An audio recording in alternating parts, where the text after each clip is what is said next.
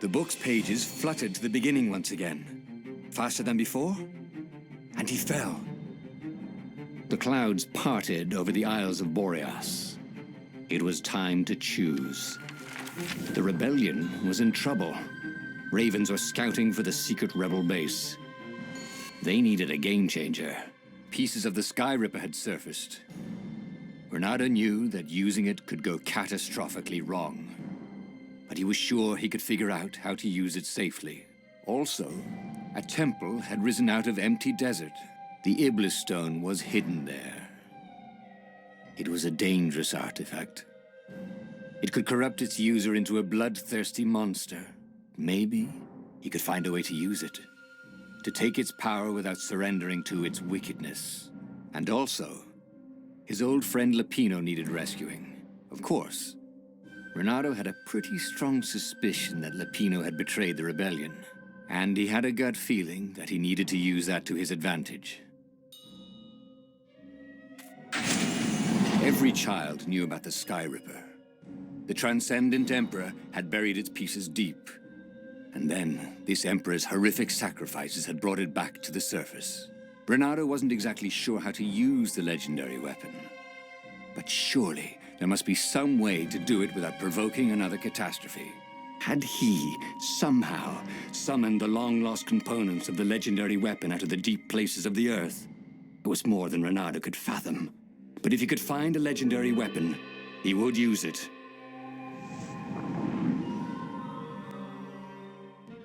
As he set foot on the island, Reynardo couldn't help feeling a bit curious. Was Lupino still waiting to be rescued? No. He was probably drinking champagne with the ravens.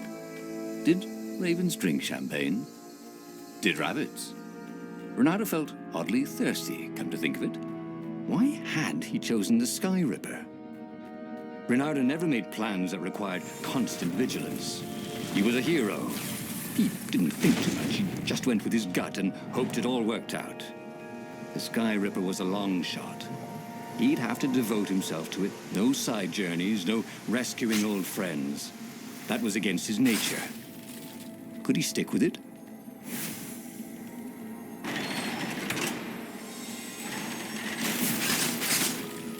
The people who had built this castle, did they even know what monstrous weapon lay hidden within their walls? The Sky Ripper could destroy anything it touched, or so the legend said. As the Transcendent Emperor had fought the lost gods, thousands of thousands had died.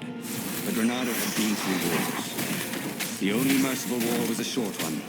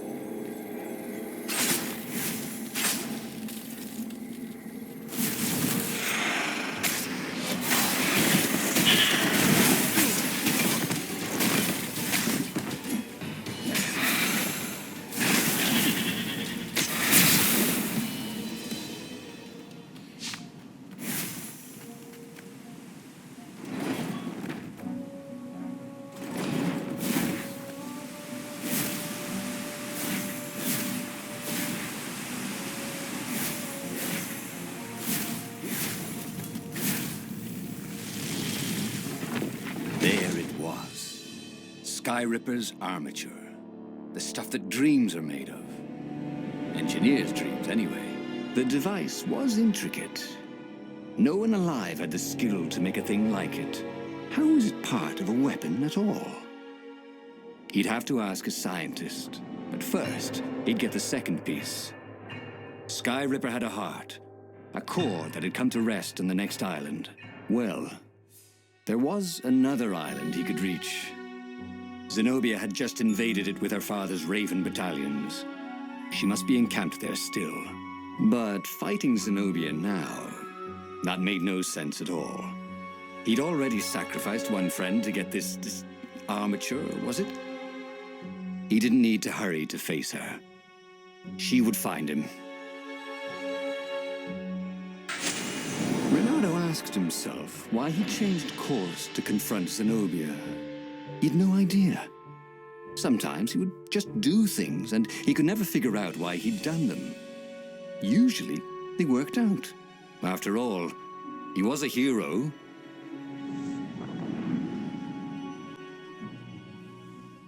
The truth is, though, he wanted to see her, wasn't it?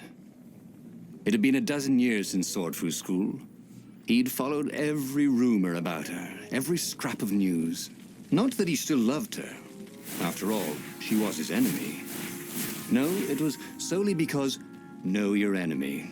All right, maybe he should stop pretending. He knew exactly how she felt about him. But their love affair always ended with a tragic death. Unless, maybe he could find a way to dodge tragedy. Surely he could, couldn't he?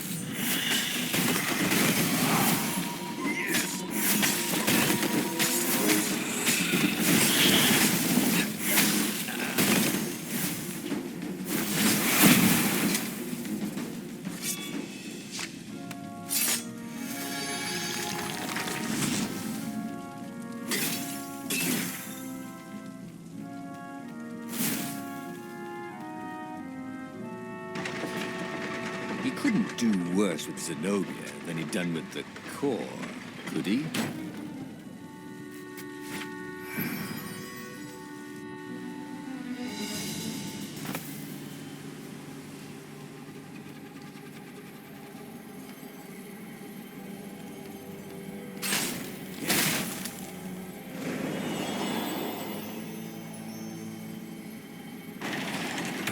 Reynardo wasn't entirely sure how he was going to capture Zenobia. She'd be expecting him. And he didn't have Lapino to cook up a clever plan. Why was it again that he hadn't got the core? Maybe because the results tended to be disastrous. These streets were familiar. The Swordfu School was closed now. But he had been down that street 1,000 times. He knew that pub. He knew that alley. He knew the alley behind. Reynardo slinked through Zenobia's ship, making no sound at all. Where were her guards? Finally, he reached her bedroom. She was curled up on her bed. Oh, he'd forgotten how beautiful she was. How sleek. How soft. He tapped her on the shoulder with his sword. She vanished. And he suddenly noticed he couldn't move except his mouth. In fact, soon he couldn't keep his mouth shut. He told Zenobia everything. Skyripper, the Iblistone, even where the secret rebel base was, until he was hoarse. It was some kind of truth spell. A talky truth spell. She called her father by Farspeaker Toad and filled His Majesty in. But why didn't he get the core? Croaked the Farspeaker in something like His Majesty's croak. Because I missed you, darling. Reynardo grinned. He doesn't even know why, frowned Zenobia. That makes no sense. It's a trap, shouted the Emperor. I'll meet you at the outpost, and I'll bring my interrogators. If Reynardo came face to face with the Emperor, maybe he could assassinate him. But maybe it would be smarter and safer to turn Zenobia against her father. What are you doing? Asked Zenobia. Did you ever wonder why the Emperor adopted you? He asked her.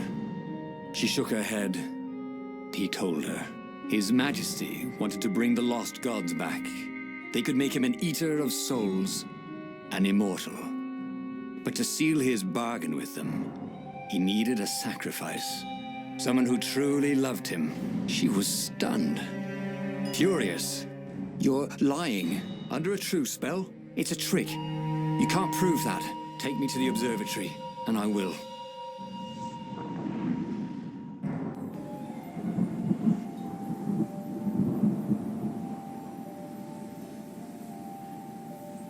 What kind of proof could you possibly have?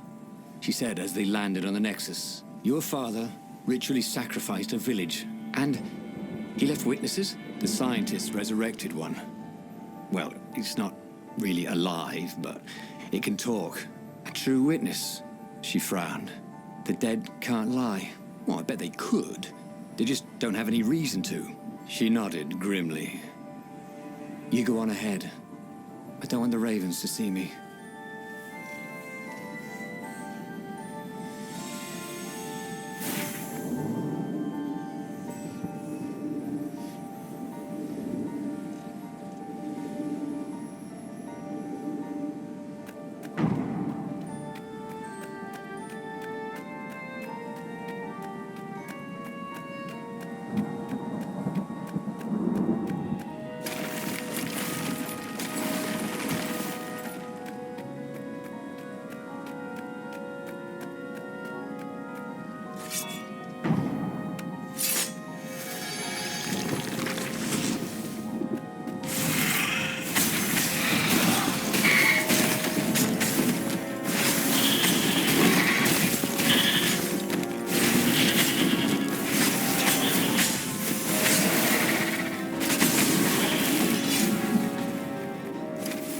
She caught up with him. Don't you think I'd know if my father wanted to invoke the lost gods? Would he tell you?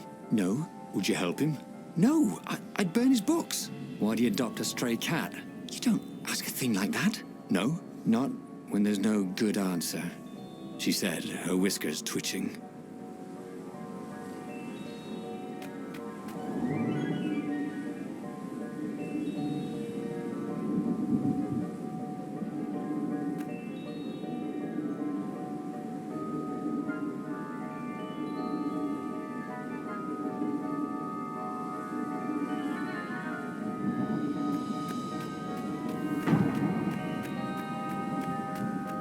The Emperor had learned enough secrets from Reynardo to crush the rebellion.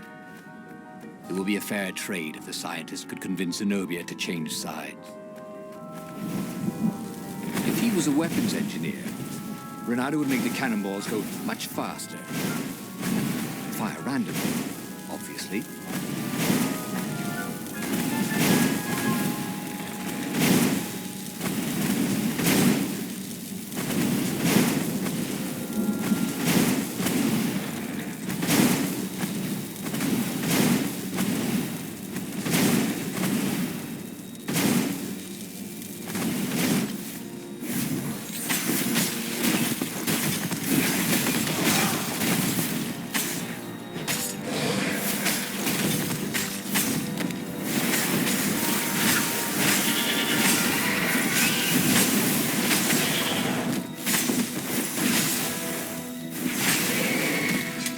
Felt ready to take on new powers.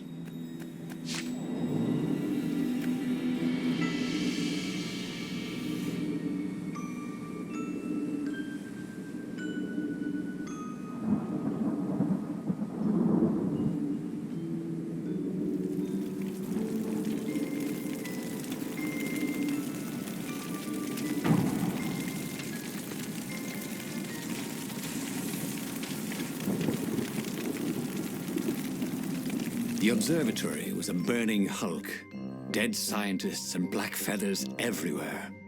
The ravens had burned the reanimated witness to cinders. Reynardo was stunned. There goes my proof. These were scientists, not rebels, Zenobia said, upset. Why would he do this? I don't know. Let's go to the fleet and ask him. Yes. I'll meet you on the mountains. There's something I have to get first. But could he afford to meet her in the mountains? He'd given the Empire the location of the secret rebel base. They would need rescuing. Reynardo was torn. He wanted Zenobia to see the truth of her father. But she could get the truth out of her father faster without him tagging along. Meanwhile, the fleet would soon be knocking on the door of the secret rebel base. Reynardo had better be there when they did.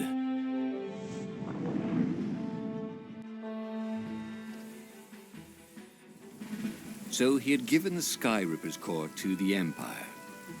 He felt stupid about that. He hoped the Emperor didn't bring the Sky Ripper against the base. There was nothing he could do to fight a legendary weapon. Reynardo hated when he screwed up. One of these days, he would learn to look before he pounced. But today is not that day. He intoned for his own amusement.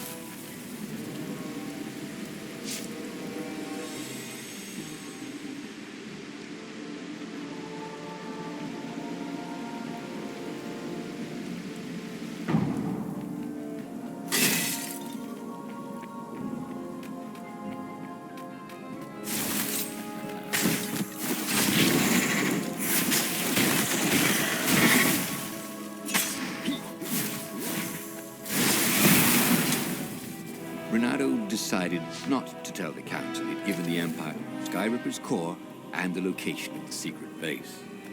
They needed him in battle, not in the brig. Fighting.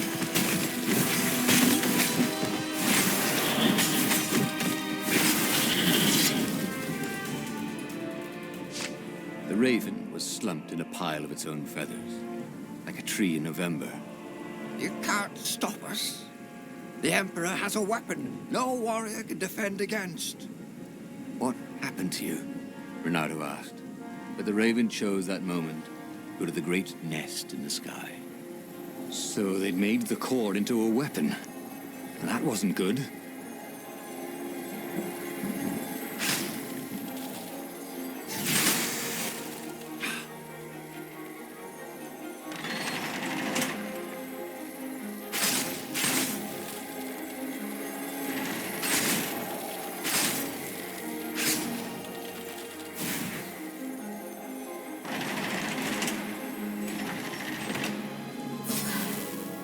Long stairs. So he was close to the rebel base. Nothing was on fire. So far, so good.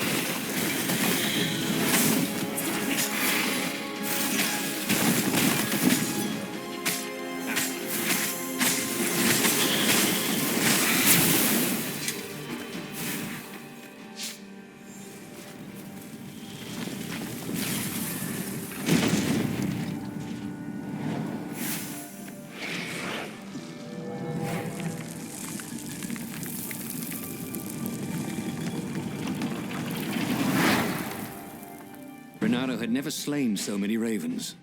The secret base was going to stink of burnt feathers for months. The council speaker was confused. Our spies say Zenobia has gone berserk. She attacked and destroyed an entire squadron of dropships. This was amazing good news. He'd shown her the Emperor's evil. Now she'd gone over to the rebel side. Now is our moment. Attack! Reynardo exulted. They could win this thing. Zenobia commanded half the fleet. Who would follow the mad Emperor when they could follow his heir, who was wise and smart and a brilliant sorceress besides? But what about the core and the Iblis stone? What evil could the Emperor wreak with those? As he closed in on the Imperial fleet, Reynardo liked his odds.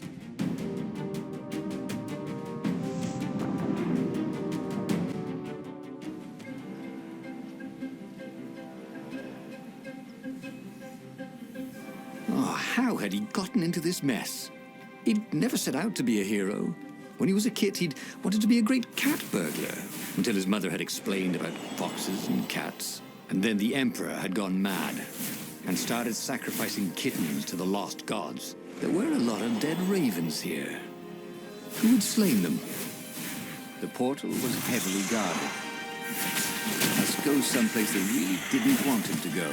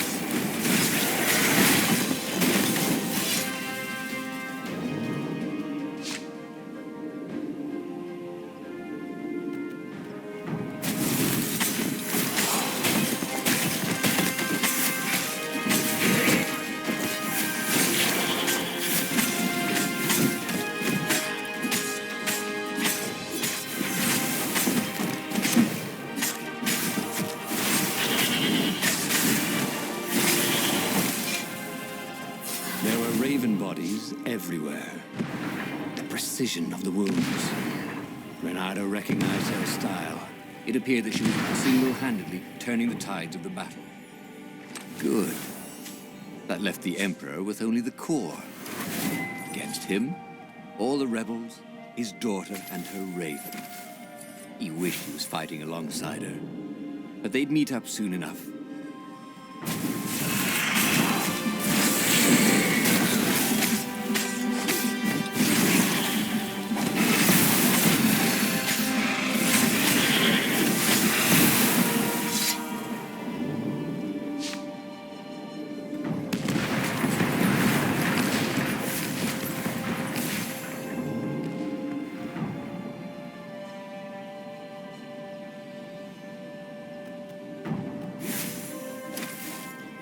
Soon he'd confront the Emperor. Funny that this whole war had come about because the Emperor feared death. And now it was coming for him. There was some sort of lesson there, wasn't there?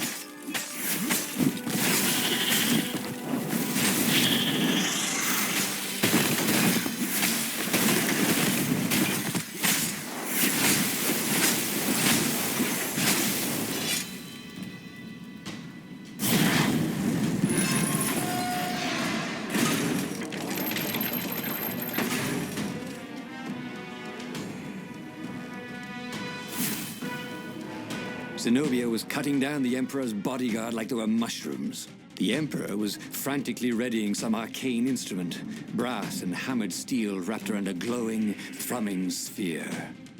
Skyripper's core. Zenobia! Reynardo shouted. But he had no idea what else to say. Revenge! She shouted as she cut the last bodyguard down. A ray lanced out of the sphere. Everything around her burst into flames, but her sword seemed only to absorb it. She walked towards Isengrim III like she was walking against a river. Nothing could stop her. They were going to win. Zenobia stabbed the Emperor dead and flicked the moaning apparatus off. She was laughing hysterically. Or weeping, maybe. They had won. He ran to her. I killed my own father. She wept, and he held her. He told her he loved her. He would pull her back from the brink of madness. But the core thrummed louder and louder. At that moment, Reynardo understood that the core was going to explode catastrophically. And that this could have been victory. The Emperor and his daughter dead, the fleet destroyed. He'd almost been a hero. A legendary one, maybe. If only he and the rebel fleet hadn't been here. Oh, again? But he already had all the secrets he needed. He was sure of that. He must have not used them the right way. What was the best, worst mistake he could make? Probably trusting that traitor Lapino.